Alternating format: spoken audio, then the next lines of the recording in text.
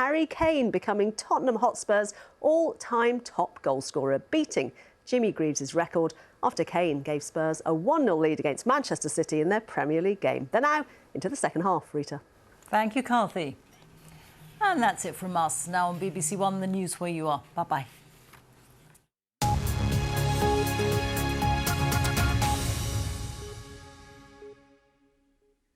Good evening. The police say the deaths of 2 people at a house in South Belfast are not being treated as suspicious. A man was arrested following the incident at Annadale Crescent in the early hours of yesterday morning. Kevin Sharkey has been to the scene. This is where the 2 people died. So far, the police have not given their names or any details about the cause of their deaths. Their bodies were removed from the scene following a major operation involving the emergency services. About 1 o'clock, 1:30, 2 in the morning, I would say. I noticed the fire brigade up by the house, so I assumed there was a fire, so I came to the front door to check up the street. The fire brigade stopped at the top of the street and went into the last house at the end. And then ambulances came, and then police cars, 4 or 5 police cars at one stage, 3 ambulances, and I knew it was something serious. The police say they're now investigating the circumstances around what happened here early yesterday morning. A man in his 40s was arrested, but he's since been released on police bail until other inquiries take place. This afternoon, the police said a post-mortem has taken place and the deaths are not being treated as suspicious at this time. One resident who witnessed the emergency response paid tribute to the paramedics, saying they tried their best to help people there and to save lives. Kevin Sharkey, BBC Newsline in Belfast. A man in his 30s has been taken to hospital after being stabbed several times in South Belfast. Police say the man was found by a passer-by in Raphael Street in the city. He had been stabbed in the hands, neck and face. 2 men are due to appear at Lisburn Magistrates Court tomorrow morning following the discovery of a large cannabis farm in County Down. The men, aged 35 and 39, have been charged with a number of offences, including cultivating cannabis and possession of a Class B controlled drug with intent to supply. The local newspaper industry has been struggling with rising costs, falling sales and advertising, as well as the challenge of the internet. In recent weeks, the 155-year-old Newry reporter was on the verge of closure before being bought out. But is there still a market for the locally printed word? Our South East reporter Cormac Campbell has more. We've been reading all about it for more than 200 years, but the near closure of the Newry reporter in the last month highlighted just how close some local papers have come to a final deadline.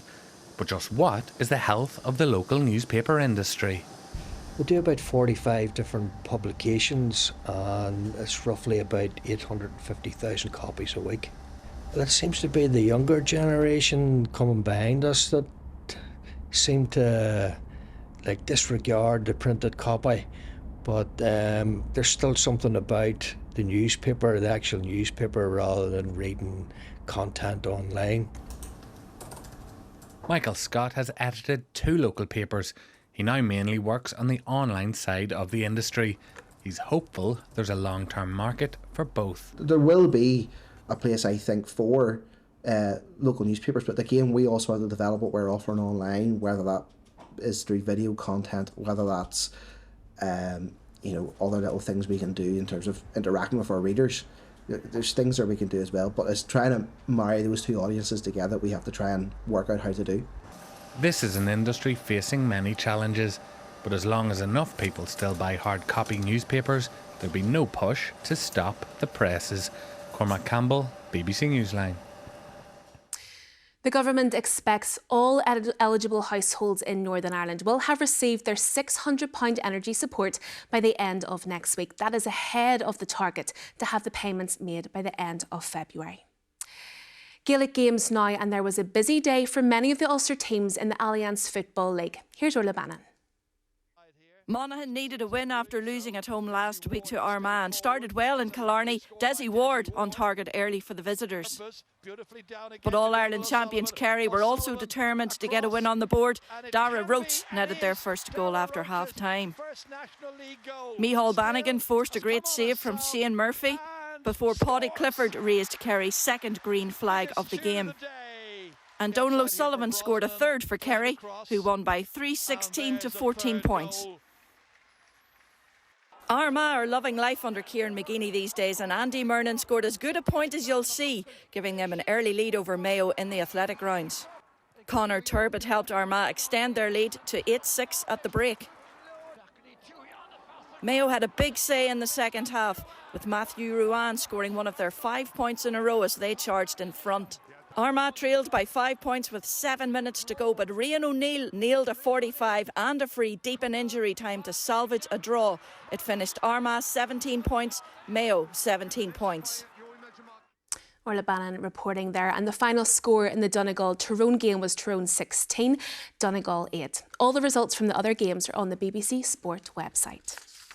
Now it is chilly out there for sure, but will it stay that way? Here's Angie with your forecast. Hello, good evening. Even though it was a cooler day today, we had lots of lovely hazy sunshine. We will still see some bright spells this week, but probably more cloud than sunshine at times. But apart from some rain, we've a lot of dry weather in the forecast, just not as mild as we've been used to lately, and some of the nights on the chilly side. But if anything, tonight not as cold as last night. We've more of a south-southwesterly breeze, bringing areas of cloud, maybe the odd pocket of drizzle to parts of the west, but many places dry. Temperature settling around 3 to 5 degrees, so for most of us it should be frost free for Monday morning.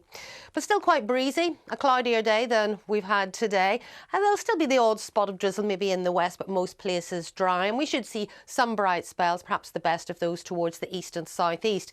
But generally speaking, it's a northwest southeast split tomorrow, cloudy and breezy towards the north and west, some rain for northwest Scotland, lighter winds across the south and southeast, a frosty start here with some fog, then quite a sunny day, but quite a cool day. But in that cloud, a few spots may get into double figures, the likes of ourselves here in Northern Ireland, maybe up to 9 or 10 degrees. Now, as we go into Tuesday, after some patchy drizzle overnight, we get a cloudy start to the day. It starts to brighten up in the afternoon, I think, and the winds are lighter, similar temperatures, 8 to 10 degrees. But really, the cool air is never too far away. And quite a blustery day to come on Wednesday. That's ahead of this weather front, which will bring a little bit of rain, I think, on Wednesday night. But we really aren't looking at a lot of rain at all this week. Temperatures, the highs are likely to be in high single figures. As I mentioned, some chilly nights, and hopefully we will see some bright spells at times too. Well, that is it for now. I'll be back with your next BBC Newsline at 10:35 tonight. Until then, have a lovely evening. Goodbye.